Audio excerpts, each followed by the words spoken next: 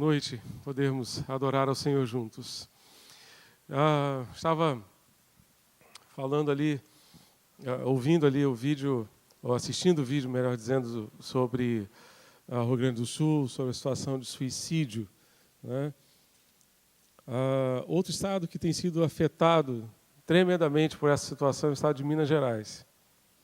O estado de Minas Gerais. Há pouco tempo, eu creio que há uns 4 anos atrás, a nossa igreja promoveu uma viagem missionária à cidade de Carmo do Paranaíba. Correto, pastor Vilmar? Pastor Vilmar, correto? Carmo do Paranaíba? Foi Carmo do Paranaíba que vocês estiveram lá, né? E naqueles dias, um jovem havia se suicidado na cidade, e ele e o Marcos Felipe, meu filho, estiveram lá no sepultamento desse garoto, no velório desse garoto que estava acontecendo numa igreja. Garoto de 19 anos? 19 anos. Deu fim à sua vida, por conta de uma desilusão amorosa. Agora, mês passado, nós estivemos, eu e Soraya, estivemos ali em Passa Quatro, conhecendo o hotel onde vai ser o retiro da terceira idade, e fomos a uma cidadezinha vizinha, ali ao lado, onde tem uma confecção, uma fábrica, melhor dizendo, de calçados. O pessoal da terceira idade que vai para o retiro aproveita, faz uma reserva aí no bolso, porque tem uma fábrica muito boa lá, que fornece para lojas famosas no Rio e vários lugares do Brasil. E eles têm coisa muito boa, de boa qualidade lá. E a dona da loja nos atendeu, era um dia assim de manhã cedo, e ela eu não sei porquê, né?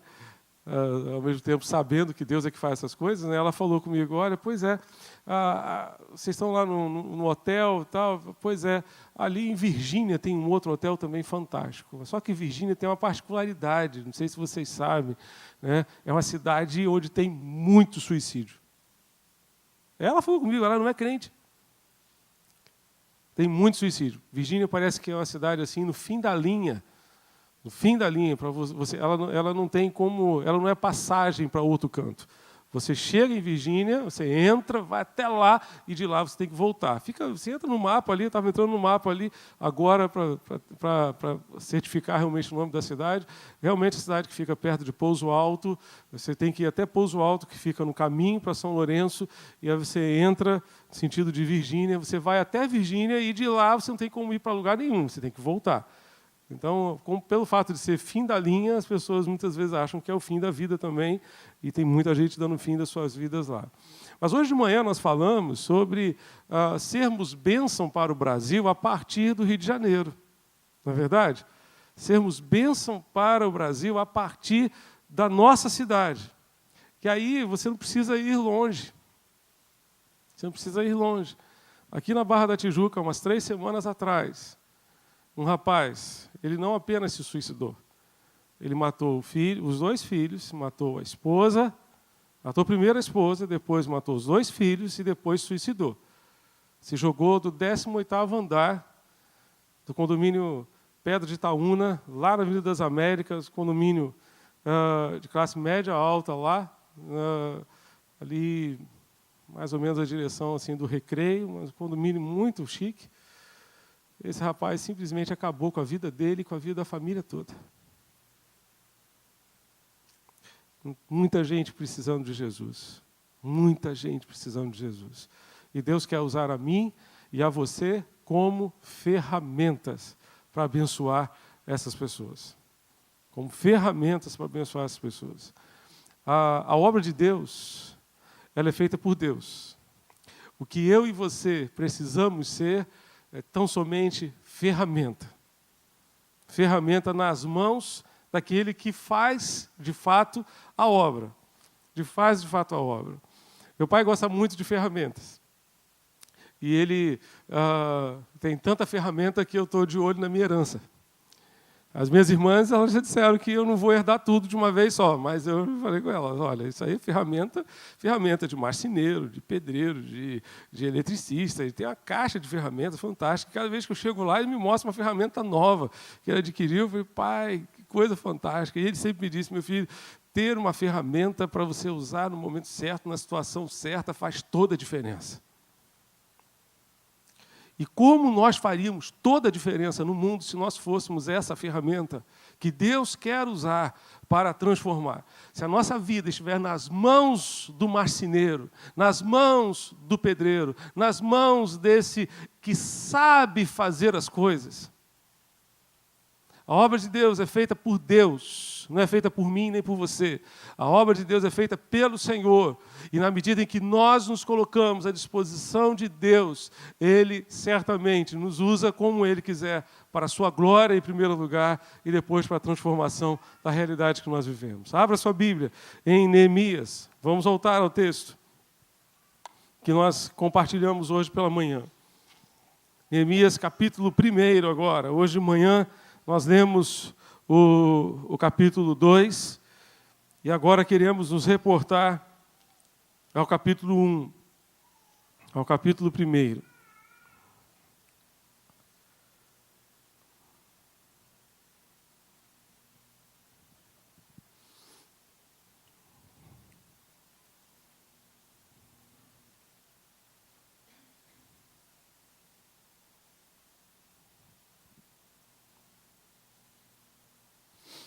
Você já localizou a sua Bíblia?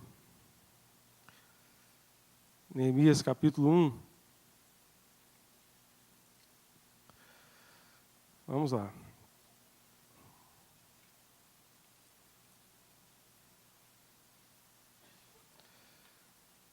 Se você já localizou, compartilhe a sua Bíblia com quem está aí do seu lado, com quem está perto de você, para que todos possam acompanhar a leitura da palavra de Deus.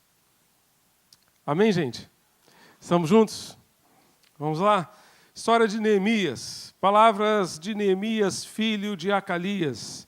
No mês de Quisleu, no 20º ano, enquanto eu estava na cidade de Suzã, Anani, um dos meus irmãos, veio de Judá com alguns outros homens, e eu lhes perguntei acerca dos judeus que restaram, os sobreviventes do cativeiro, e também sobre Jerusalém.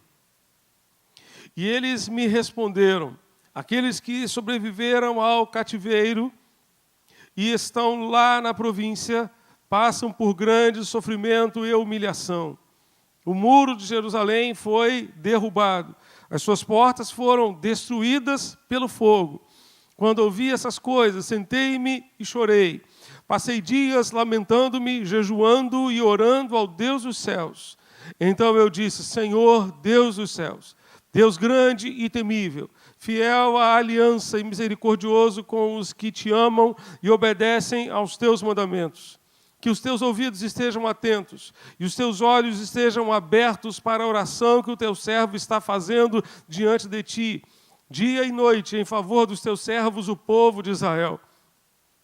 Confesso os pecados que nós, os israelitas, temos cometido contra ti. Sim, eu e o meu povo temos pecado. Agimos de forma corrupta e vergonhosa contra ti.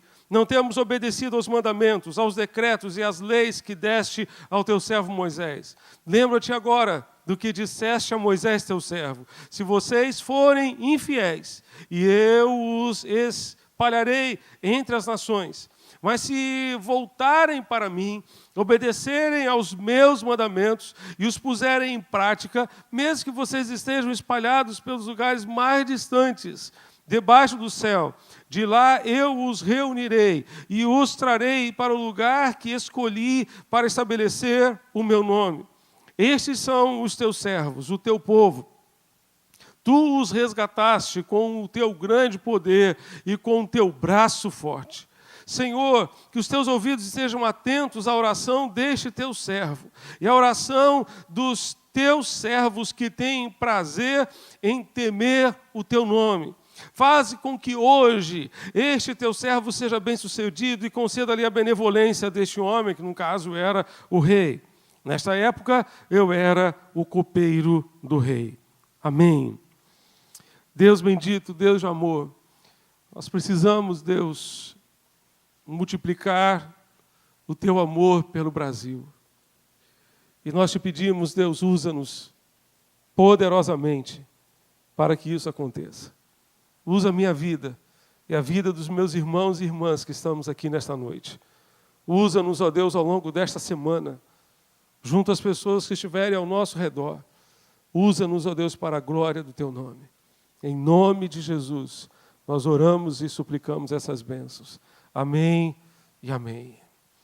Queria dizer para vocês, amados, algumas verdades a respeito desse texto maravilhoso, que fala muito ao meu coração.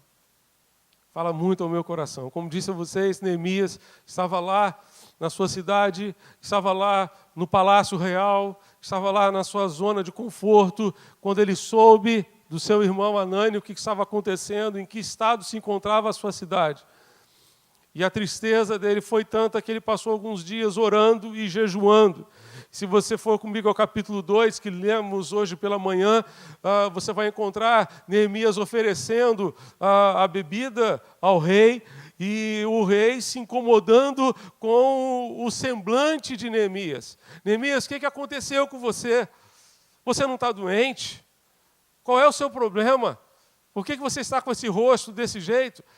Por que você está com esse semblante tão triste? Está lá no início do capítulo 2. E ele disse, como é que eu poderia estar alegre se a cidade onde os meus pais foram enterrados, foram sepultados, essa cidade está destruída, está desolada. Como que eu poderia ficar insensível a isso? Com essa história toda, e ali nós aprendemos que a partir do momento em que Neemias começa a ser movido por Deus, começa um grande projeto de reconstrução daquela cidade, de restauração daquela cidade. E hoje pela manhã nós falamos aos irmãos que Deus deseja e precisa levantar hoje igrejas que se especializem não em fazer obras de templos, mas se especializem em reconstruir vidas, em restaurar pessoas, porque essa é a especialidade de Deus. Muito mais do que restaurar uma cidade do ponto de vista físico, Deus queria restaurar o povo daquela cidade.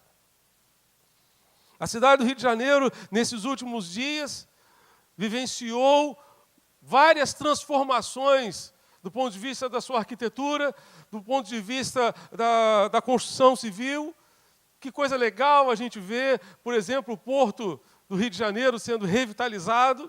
Que coisa legal passar naquele túnel ali de 3 quilômetros e pouco ali, o túnel Marcelo Alencar, né, que substituiu a perimetral, né, muito legal. Que coisa legal, agora a gente vê ali a Transolímpica, eu estou ansioso por passar nela, né, porque é um caminho maravilhoso ali, estrada nova, toda bonitinha ali, né, já passei embaixo para ir para o cemitério várias vezes, né, mas agora espero poder passar nela também.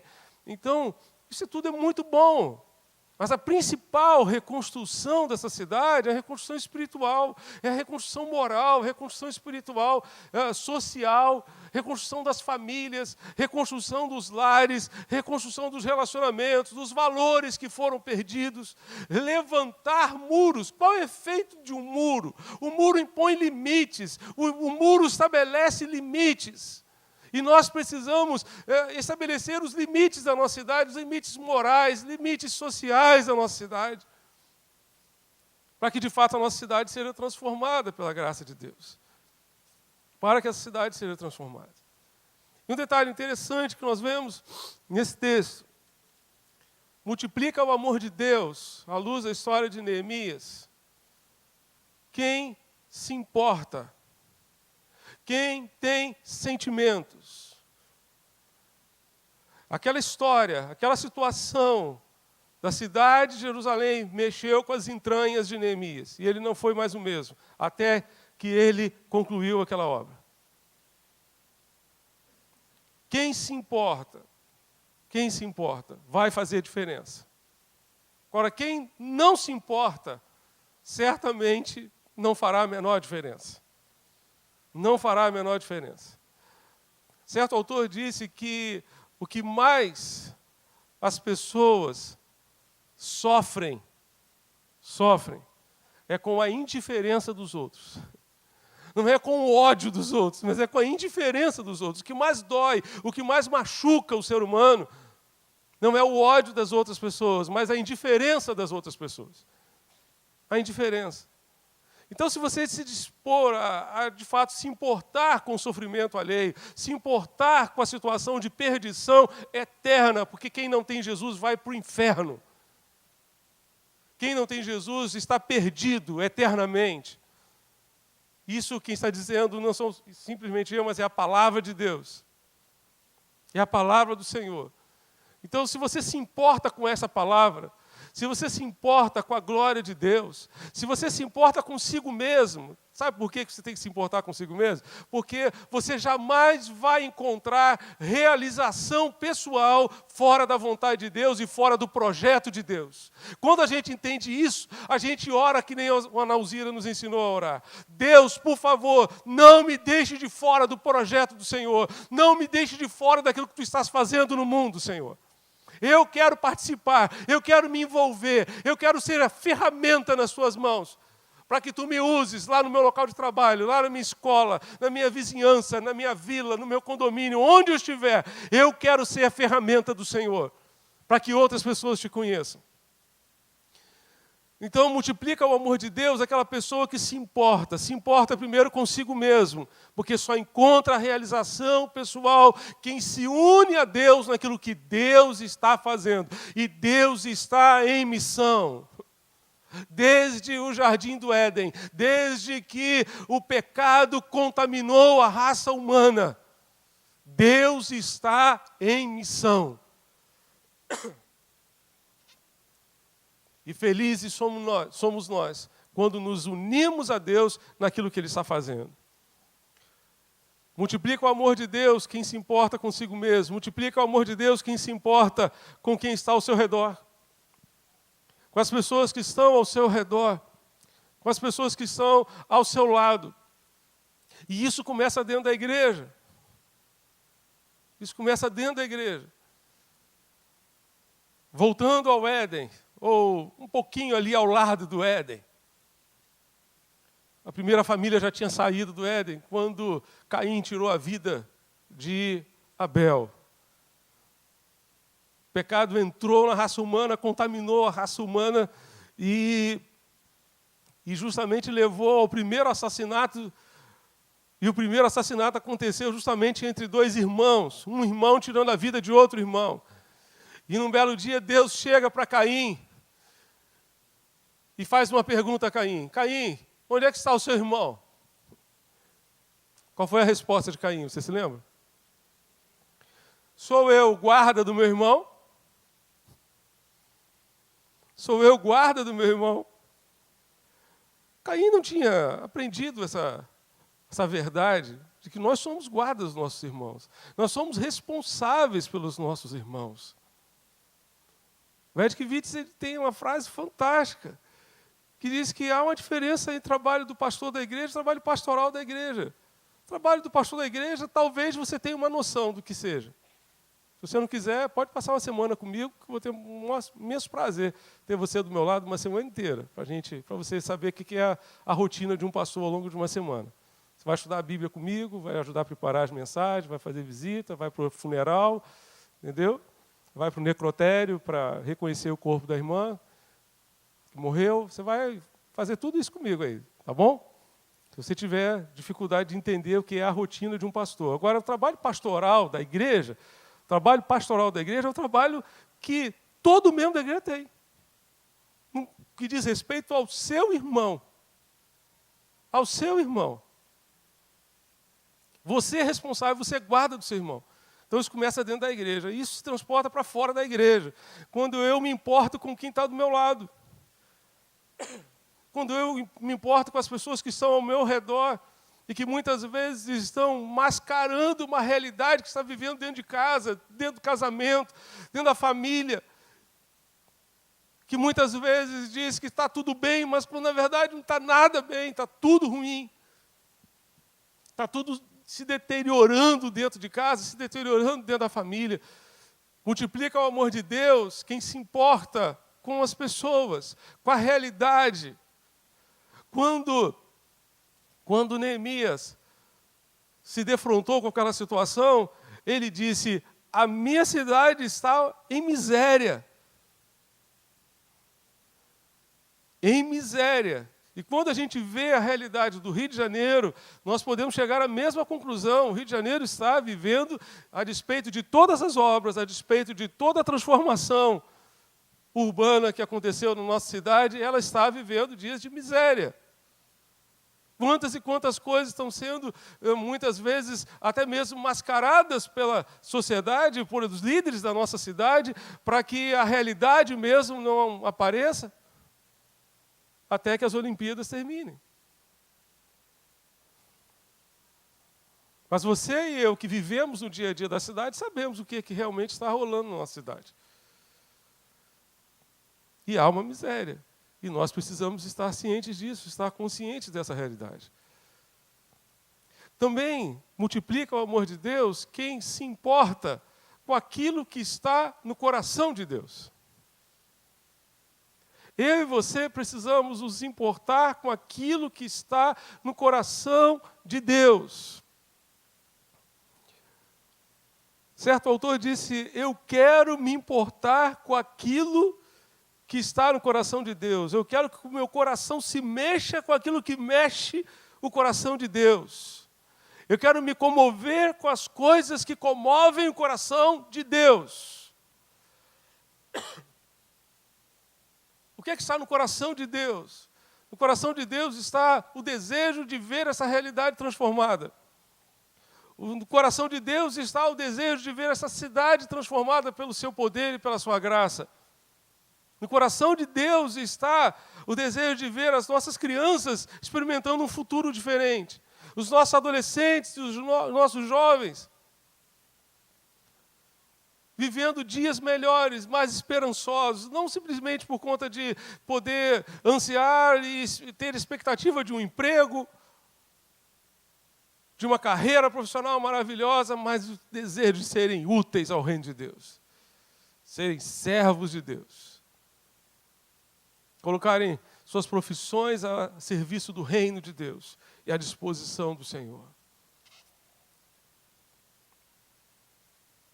Se antes nós tínhamos a realidade do missionário profissional, hoje nós precisamos ter a realidade do profissional missionário. Profissional missionário, que é aquele que serve com a sua profissão, aquele que serve com a sua própria vida, com a sua capacitação, que chega e diz assim, Senhor, está aqui meu diploma de medicina, está aqui a serviço do teu reino. Aquele cara que chega e diz assim, Senhor, está aqui o meu diploma de engenharia a serviço do teu reino. Os teus interesses estarão acima dos meus. Eu quero ser um missionário, lá no hospital, lá na construção civil, onde eu passar, eu quero ser bênção. Eu quero ser um missionário ali. Quero ser um servo teu. Mas o texto nos diz mais, que multiplica o amor de Deus aquela pessoa que ora, não apenas aquela pessoa que se importa, que tem sentimentos no seu coração, se importa consigo mesmo, se importa com as pessoas, se importa com Deus, se importa com aquilo que está no coração de Deus, mas também Deus usa para multiplicar o seu amor pessoas que dobram os seus joelhos. O que Neemias fez quando ele ouviu a notícia? Ele dobrou os seus joelhos e orou. E ele passou dias orando, jejuando, clamando a Deus, Deus transforma a realidade da minha cidade. Transforma a realidade da minha cidade. E nós precisamos fazer isso. Nós precisamos dobrar os nossos joelhos efetivamente para interceder a Deus pelo nosso país, pela nossa cidade, pela transformação da nossa cidade. Se você observar essa oração de Neemias, ela poderia ser dividida basicamente em 3 partes. Neemias começa com louvor a Deus, depois ele passa para a intercessão e depois ele passa para a confissão.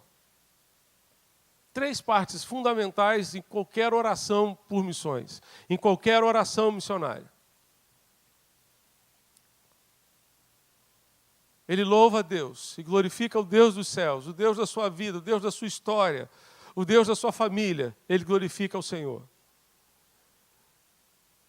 Depois disso, ele passa a intercessão, a interceder pela realidade daquela cidade. Eu e você precisamos interceder a Deus pela realidade do Brasil, do Rio de Janeiro e do Brasil. Precisamos interceder a Deus por essa cidade, clamar a Deus, aquela oração sacerdotal de quem intercede por alguém, de quem intercede em favor de outra pessoa. Nós precisamos clamar a Deus pela nossa cidade. Mas há uma parte aqui nessa oração que é a parte que normalmente a gente menos realiza nas nossas orações, que é a oração de confissão. Interessante a gente perceber Neemias confessando os pecados do seu povo.